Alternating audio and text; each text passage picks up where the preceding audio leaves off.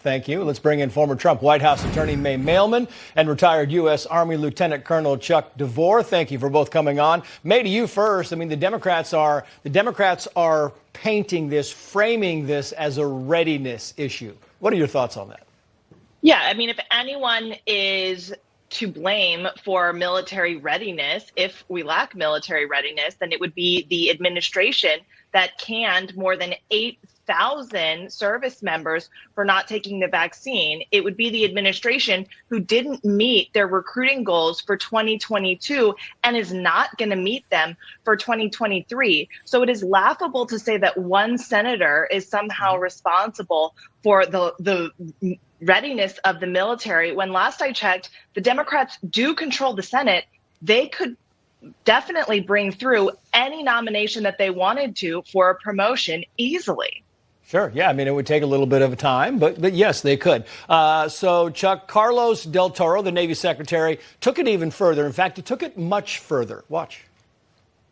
You know, Jake, forgive me, for someone who's born in a communist country, I would have never imagined that actually one of our own senators would actually be aiding and abetting communist and other autocratic regimes around the world. Now Tuberville is aiding and abetting the communists, Chuck? Yeah, this is just outrageous. I mean, first of all, as a former Navy JAG, Governor Ron DeSantis has pointed out, this is illegal. The Pentagon policy is a violation of the Hyde Amendment. Senator Mike Lee pointed that out and said it's Congress that makes the laws, not the Department of Defense. That's number one.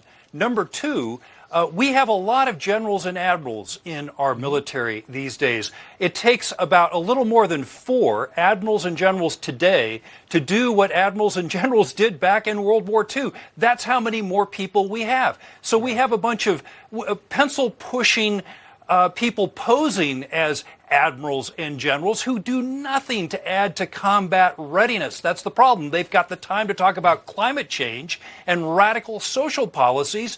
That's what's going on right now. Yeah, and it's amazing, and I want to use your kind of legal expertise in this, May, to get some clarity, because Biden changes the Pentagon policy, right, to pay for abortion, and now it's suddenly critical to national security?